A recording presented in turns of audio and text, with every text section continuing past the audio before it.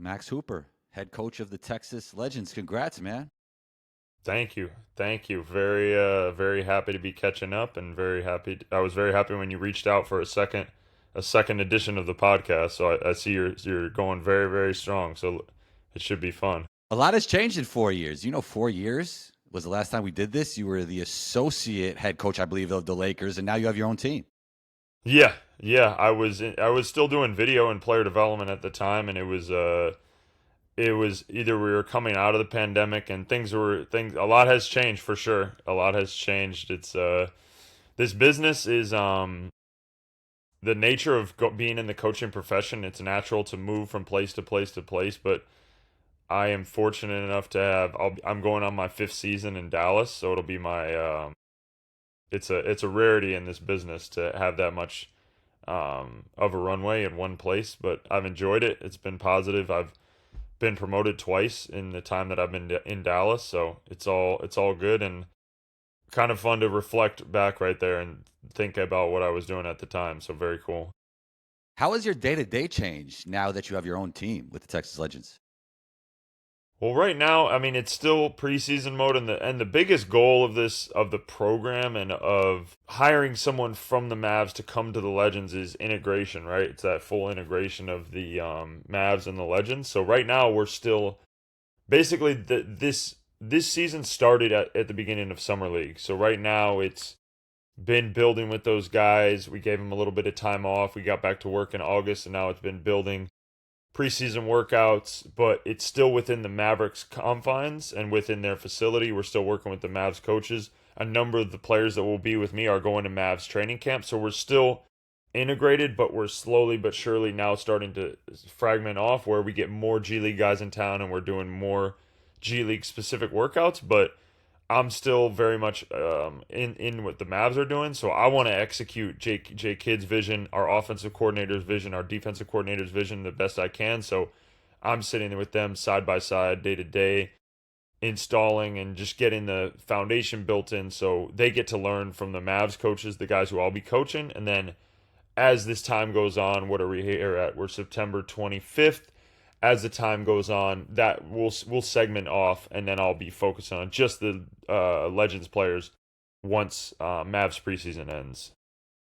What do you believe is truly unique about coaching in the G League? Well, it's. I feel like I could give you a better answer if you interview me again in April or something like that. But I Right. just But I look. mean, you played in the G League. Now you're coaching there. I mean, you obviously Sure. have an in on what's going on. No, I think the a unique part of it where it's that the goal of the program is not just to win at all costs. So we want to win as many games as possible. We want to be as competitive as possible, but a successful season can be basically if you're doing well and you have players who are either eligible to get on two ways or eligible to or like are at a point in their career where they'd be a good 10-day candidate. If you're doing well and you have the atmosphere set up well for those guys, then boom, they'll get called up, they'll get taken off your team. So almost like if you do better, then you automatically get players stolen from you.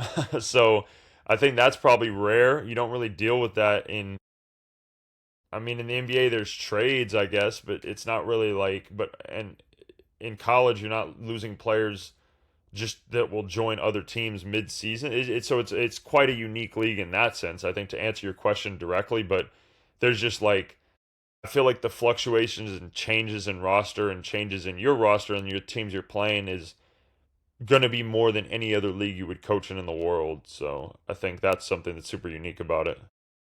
It's interesting going into the G League or starting your professional career. Everybody wants to be a star. And that works out for some people. Like, look at Julius Randle. No matter what anybody told him, I'm gonna be a star. It's gonna work out for me. Obviously, he's tremendously talented. Then there's other guys like, let's say, Cam Thomas. I want to be a star. I want to be a star. TBD if it works out for him or not. How do you advise a player when they're trying to be a star to maybe think about their NBA role? Man, I think it's so in the last 4 years when I've been doing player development with the Mavs, my main focus has been two-way type guys and like young guys on maybe the 14th, 15th man on a team. So the communication with those guys is always When I've been here, we've had Kyrie, we've had Luka, we've had Anthony Davis. Those are the pillars. Those have been the building blocks of this thing. And the biggest thing is, how do you fit in around those guys, and how do you excel around those guys? I think to be even considered for the NBA, or considered to even play anywhere in this league, you had to be a star somewhere. Most likely, it was probably middle school, high school. A lot of these guys in college were the main guy on their team. That's how they get the attention of NBA teams. It's not like, man, you were such a good role player. You averaged 5 points a game, but you did everything. Now you're going to be a top 10 pick. It just doesn't work like that, and we know that. So, but then the guys who are able to adapt their game and able to, okay, like I played more ball in hand in college, or I played like that on other teams, but now can I be a plug and play guy and really dominate my role and keep it simple? And I mean, the rewards are there. Like, guys get crazy contracts just keeping it very simple and doing their role at the highest level. Maybe they don't get a super max, but now you're getting generational money. And the teams that can get those guys playing at the highest level and get all the roles to fit together, that's how you have a chance to really win in this league. I mean, I think Hartenstein is almost a perfect example. I mean, he makes 30 million a year and just does all the dirty work, and he was a big piece of what you could argue pushed OKC over. And like, OKC has an army of all those guys. Again, just using that team as an example because of their recent success, but it's the G League it needs to be the laboratory for building those guys and setting them up for success. And like, the messaging starts with someone like myself as the head coach. Like, all right, I don't want to just prepare you to score a bunch of G League points. I want to prepare you to make meaningful contributions to the to hopefully the Mavs, or to any NBA team if you're able to get a call up. A lot of it is self-awareness, right? Has to be. It has to be. Yeah, know thyself. It has to be that, because it's either that or you just learn the hard way, and the phone stops ringing, the opportunities stop coming. And if someone's talented enough, they'll get multiple chances. Another team will roll the dice and take a chance on them, think, oh, maybe we can get them on the right page, but then eventually those chances run out, because each year there's a new crop of young guys. Like, this is a young man's game, and if you're able to last in it, I salute you. I salute you 10 times over, because it's survival of the fittest. And if you get a couple years, if you have enough talent to figure it out, and if you can't, then on to the next guys. And but like I said, the winning formula is a couple of stars, and then can you really fill in those gaps? What are the gaps? Playing elite defense, crashing, getting extra possessions, knocking down threes at a high rate, and then Yeah. being able to make a decision when they put two on the ball, whether it's a double team or whether it's a pick and roll blitz. Like, they want other guys playing. Can you make them? Can you punish them? And like, you find the shot, or you find your teammate for a shot, and then now the stars' life gets easier. And it's usually a good thing when you can punish double teams, and when the star gives you the stamp of approval, then you're in good position as a role player. Yeah, I mean, you were a shooter. I think shooting is so important. And then the question is, defensively, can you guard anyone, and can you guard everyone? Like, I think if you could get those three things down, you have more of a chance of sticking in the NBA. If we keep it as general as possible, regardless of what your position is, whatever skills you have, if you can do those couple of things, you give yourself a fighting chance. And then it's on the staff to get you ready to do other things. And because now the trend, like, the basketball has trended in, it's trended towards the threes and layups. It's trended in different ways now. Like, the thing that the casual fan might not see is that now, like, the defense is trying to take those things away. And in the previous generation, if you run a shooter off the line, they might go challenge a center at the rim, but now that guy goes and fakes at the rim and then kicks out to another three. So it's like, the trends, you have to adapt to the trends, and you have to just keep adjusting to what's coming next, what's coming next, what's coming next. And then now another new trend is, if there's a guy out there who maybe he's a super athlete and maybe he impacts the game defensively, now it's like, just don't guard him and make him shoot.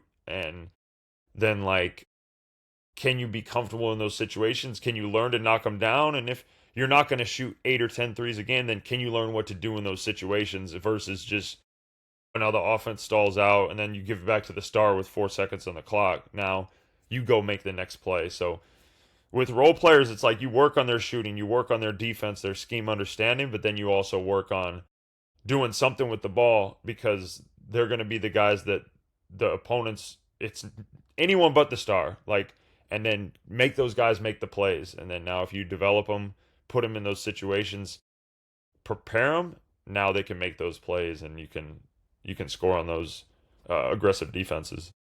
You're an interesting person to ask this next question to because everybody knows you didn't shoot a 2-pointer for a whole season at Oakland. So, what's your philosophy on shot diet? Gosh, it's the pretty like standard thing, but I do one thing I like, and we've used it a little bit with the Mavs, but one thing I like in practice to encourage it is like a shooting scoring system. So it'll be like the rim, free throw, and corner threes. Those are the most valuable. So we give like 3 points at the rim, we give 5 points on the corner three, we give 3 points above the break, and then we give one for mid range and two for a paint, like not at the rim.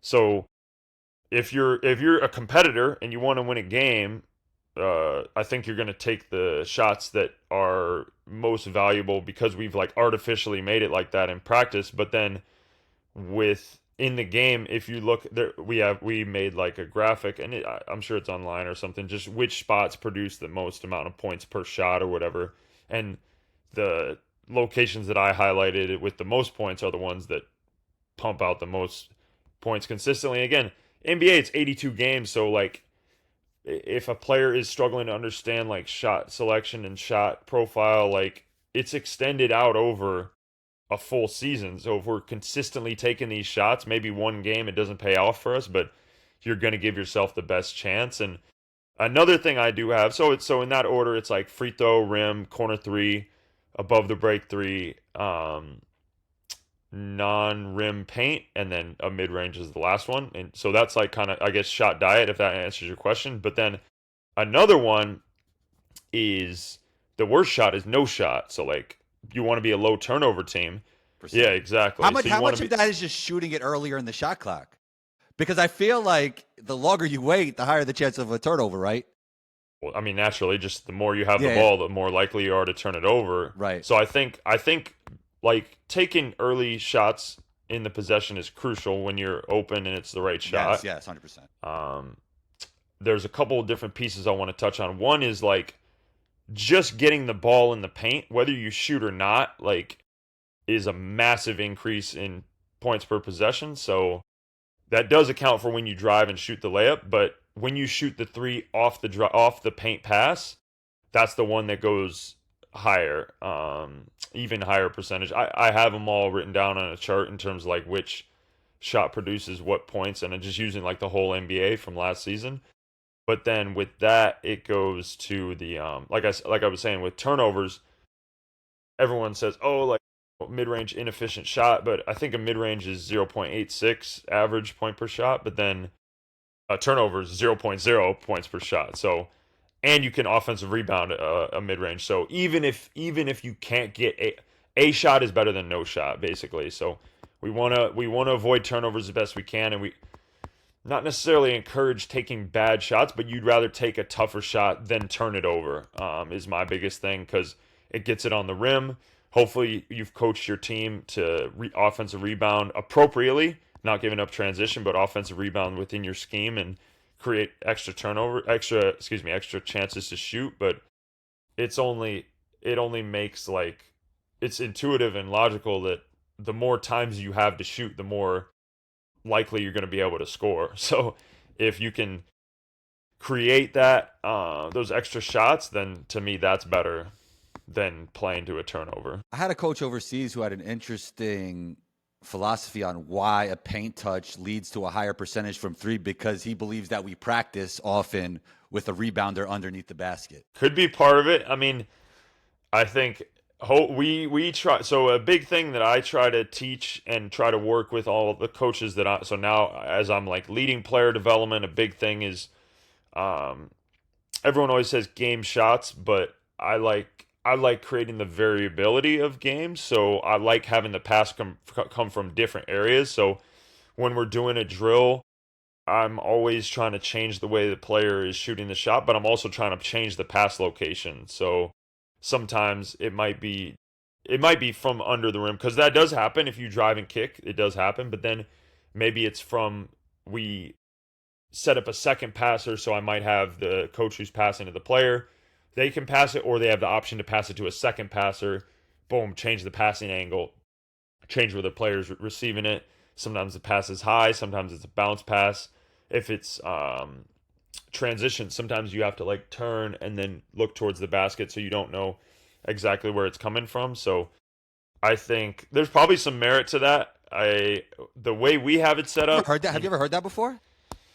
um, I I think I have, like, because of the gun, like people who shoot on the gun, the ball is coming from there, and That thing really does make you automatic. But then, like, I went through a phase where I was using it a lot, and it was almost like I was shooting too much, like in the yeah, game, right? Like it was just let it go every yeah, time when I probably should have made yeah, another read, you know?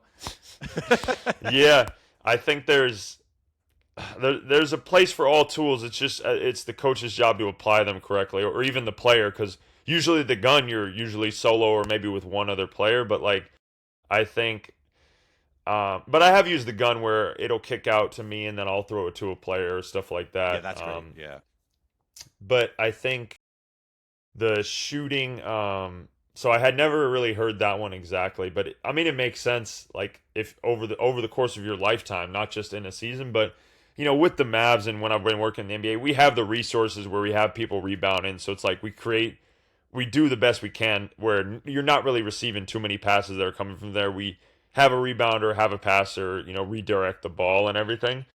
But I mean that makes sense. But also something even to build on that is that it when you're receiving the ball from there, you don't have to turn your body and like turn your head. So if the ball's Yeah. coming from, let's say you're in the corner, ball comes from the wing, even if you're just turning like whatever it might be, like turning 90 degrees, it still adds a difference. Whereas staring straight on, you would think that. But then also, it's also about what the paint touch does to the defense. Naturally, the defense collapses, and then boom, if you hold your space in on the perimeter, you're able to get just easier, less contested shots, because we do stats every year on a shot that has just super simple, a shot that has a hand up versus a shot that doesn't. And even just putting the hand up, even if you can't block it or get a high contest, even just any contest at all drops that percentage a couple of points. People are really interested in like the mechanics of shooting, what works, what doesn't work. How often will you be looking at a player and say, maybe you could do this differently? I have stayed away from that. That has not been in working here. Maybe when I've worked with younger players more so, which was prior to doing this profession. Hmm. But really, once the guys have gotten here, I try to help them mainly with getting to the right spots to kind of make their shots easier. And make their, as you touched on, decision making and reads. You said you're just on the gun, just firing it up. Like my job as the coach is to help you develop discernment. When should I shoot? When should I not? So I haven't really touched, hand placement and the way you follow through and these sorts of different things, because as a player, I never thought about those things. I was self-taught as a shooter, so I always just relied on kind of my, like, the biggest thing, I would overthink. So I never want to put a player where they're thinking they're missing because their pinky's slightly off. I think you want to empower the player where they think they can make shots regardless of the situation, but then help them with their spacing on the floor, help them understand the types of passes they're receiving, help them run the actions correctly to increase the ease of the shots they get, so that, and help them with their judgment, help them with their decision making, so they just take higher quality shots. So then again, you extend it over 82 games, your percentage is going to be higher.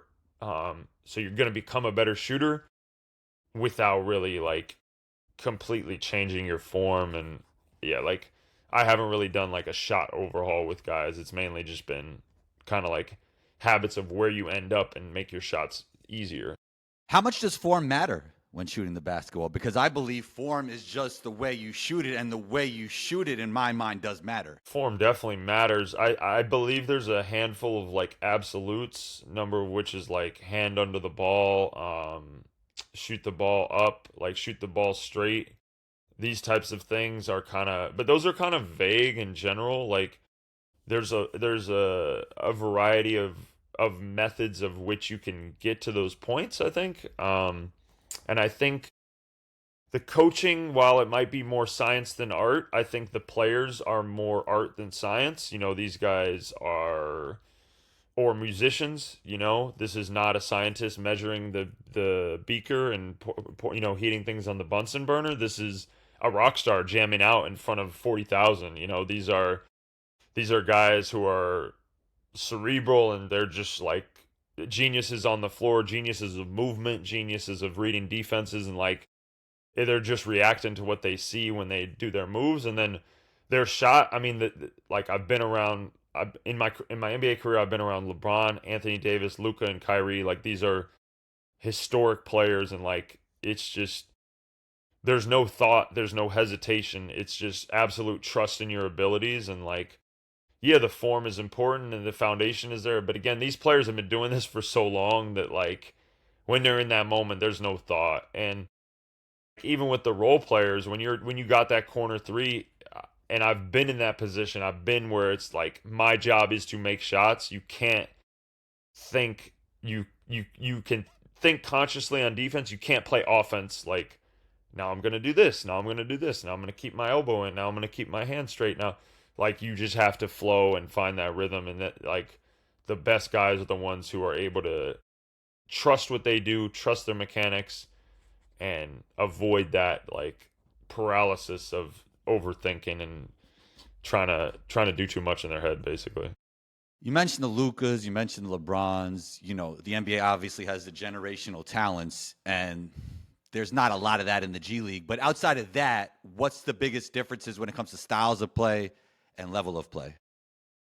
I think for the legends and what we're going to go towards, I think we want to have the same terminology, we want to have the same concepts, we want to be as synchronized as possible. I think the NBA, a big thing is the way you create your advantages. So in the NBA, there's a lot of matchup hunting. You're looking for that weak link on the other team to exploit and involve in the actions. You're looking for ISOs. You're looking for more post ups. Whereas I feel like in the G League, and I haven't, or their season hasn't started, but at least where my mind is going is we want to be more action based. We want to be masters of actions. We want to be building, again, creating our advantages and getting the ball rolling. I call it like the dominoes, getting the dominoes going with through actions rather than just, hey, here's a good matchup, go at him.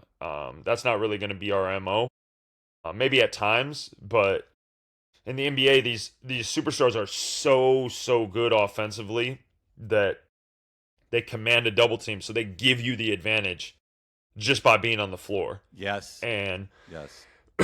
like it's a numbers advantage. Like you have four offensive players playing against three offensive players, whereas in the G League we don't you don't typically have a guy who is that able just to beat his man, and you have to bring a second defender. So we want to encourage ball movement, cutting, playing through actions rather than playing through isolation. So I think like that's a massive difference in my opinion.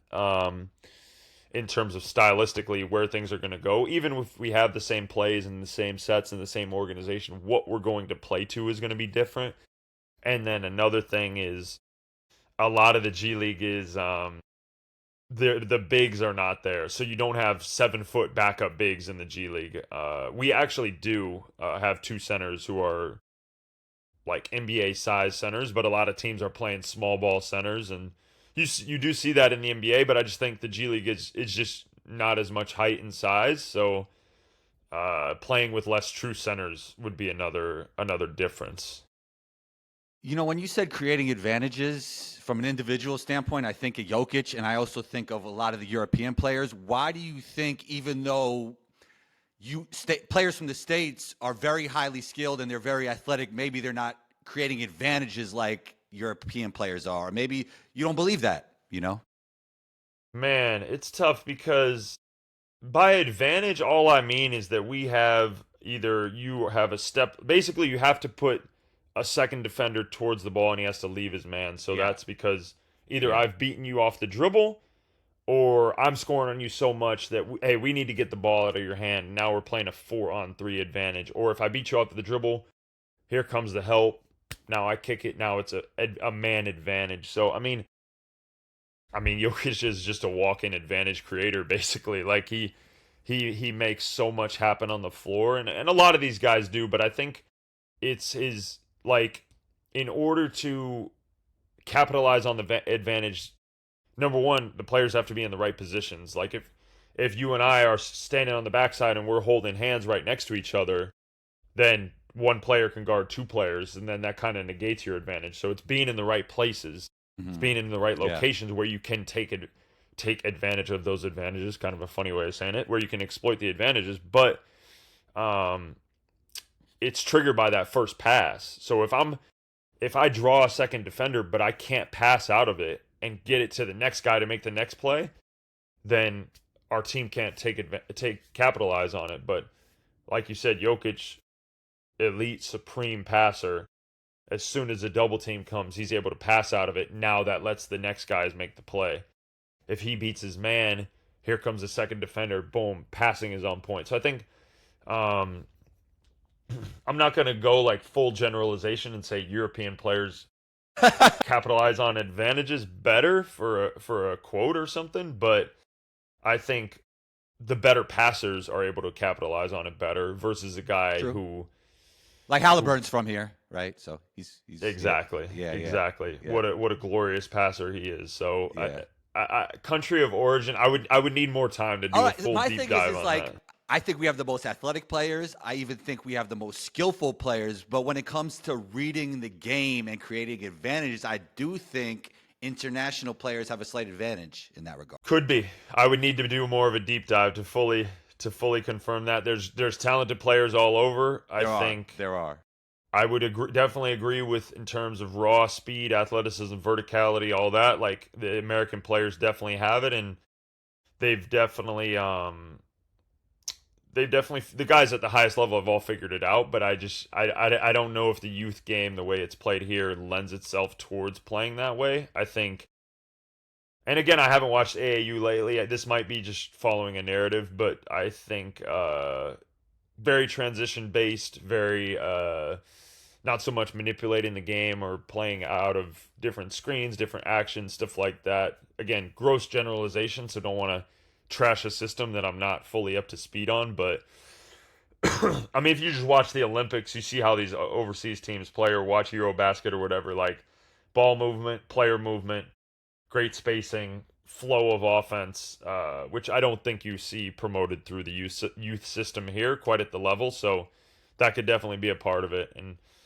it starts with that skill work. It starts with passing. It starts with understanding how to play with a teammate and all those sorts of things. What's a belief in basketball you held early in your career that you no longer believe now coaching in the NBA and now the G League? Man, I think I think I've evolved in the way that players get better. I thought that because we talked about the gun earlier, like early in my career, I thought that just because I shot the most shots, it would translate me to being the best in-game shooter, which I think it got me to a certain point, but then what I kind of intuitively discovered and like revealed a principle was that I needed to be challenged more. And like you said, when you're standing there on the gun, you're not moving. Each shot is the same. So what you're doing is like, and like the research and all this stuff that I've like educated myself on a bit is like, this is block practice. There's nothing variable about it. You're doing the same thing over and over and over. And as a shooter, I was like, well, okay, if I can make 90% of these shots, I'm not making 90% of my shots in the game. So how do I up my challenge on this? And how do I make this more difficult and find where that point is of appropriate challenge? And for me, that involved taking away the gun, adding defense to it, adding movement to it, adding live reads to it, adding time constraints to it, like 5 second shot clock. Got to create a quick shot. Got to create the best shot I can. Only playing on one side of the floor. I mean, just got to be an off the dribble shot. Like a wide variety of things. And like now the new trend is like the constraints led approach to training and to player development. And I think that's wide topic, and like there's a lot of different ways people apply that, but I think that type of thinking, at least avoiding block practice, that just thinking that, oh, if I shoot 500 shots regardless of the type of shot or how the shot goes, that's going to translate to me being a great shooter. And as I grew up, I was kind of like, I looked at myself as my own player development coach. Like I put my plan together, I was doing what I wanted to do, like, but then I evolved, and now I've evolved further and really see like how you translate the work that you do in practice into a game. And so we do that by just creating scenarios over and over and over, and just create as many scenarios as possible in practice. So you might end up taking only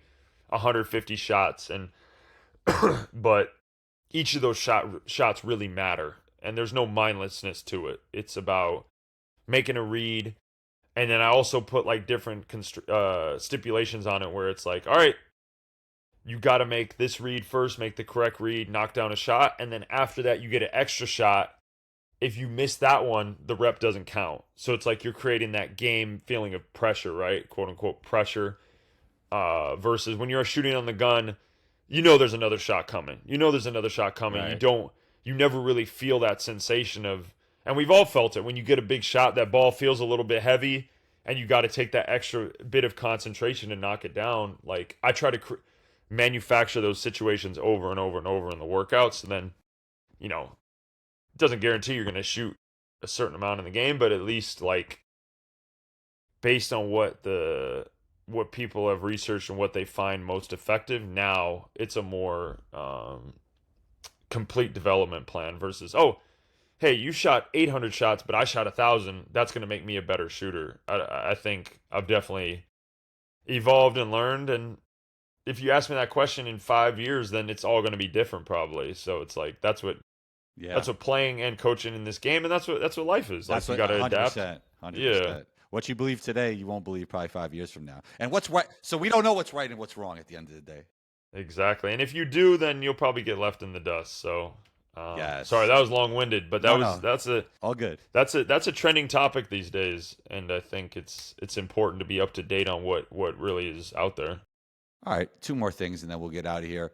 Who's the greatest shooter you ever played with or coached? Well, I was on the Mavs coaching staff this past year, so I did coach Klay Thompson. So it's like probably like just there's only probably a couple other options that I haven't gotten around other than him. So I will just say coached. It has to be Klay.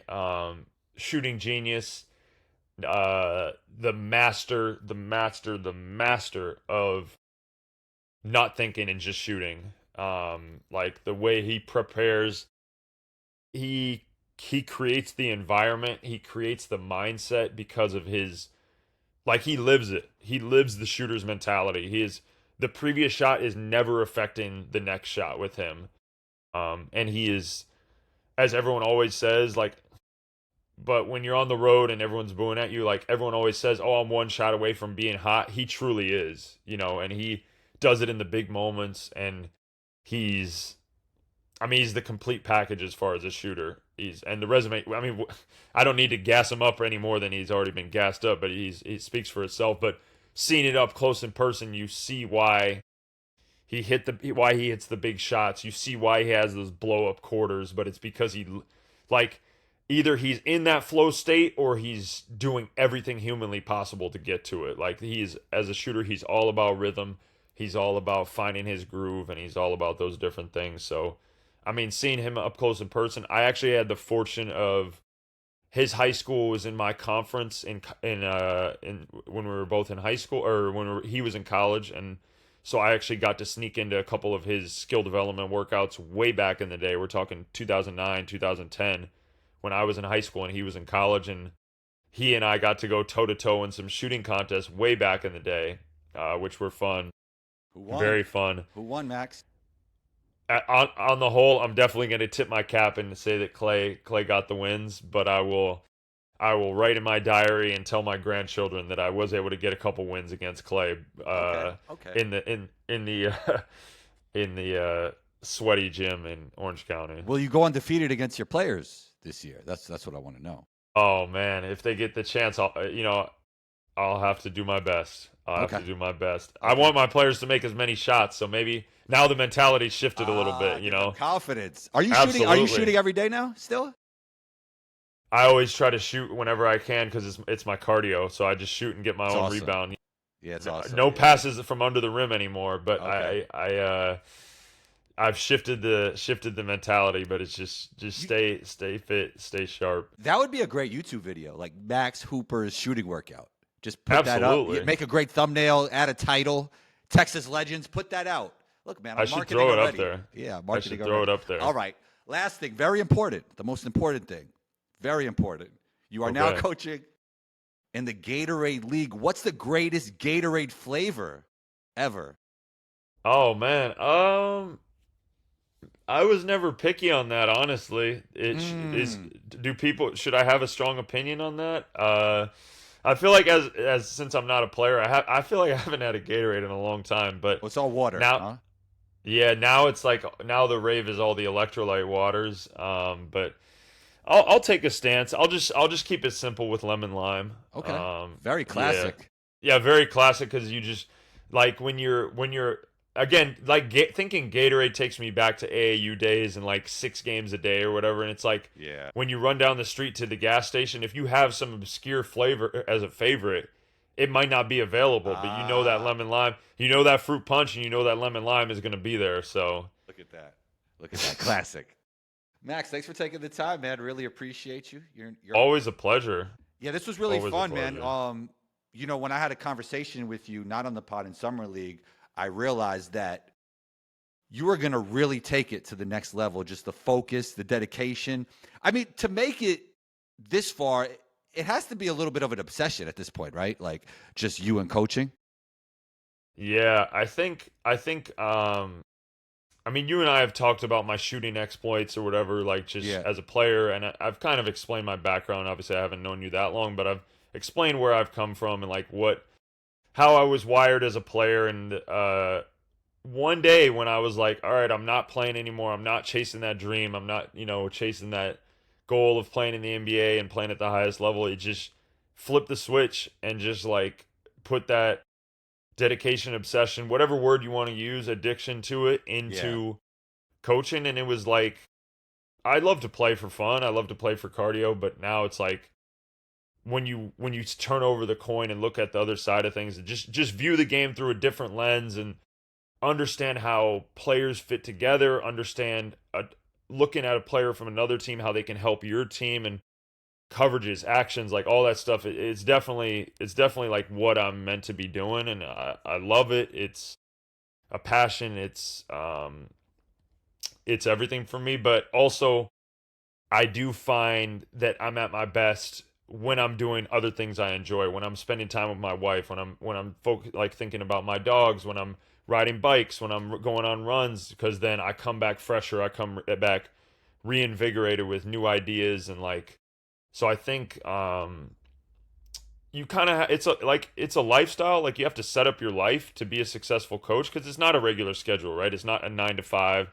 It's not some days you're off. Like Tuesday, you might be off. A random Tuesday, you have nothing to do, or you always have stuff to do, but no court obligations, no office obligations, and then Saturday, Sunday is a back to back, so that's your weekend. So it's just like you have to build your lifestyle to fit around this profession and excel in it. And um, it did take me a while, but I did realize there is a little bit more to life than just basketball.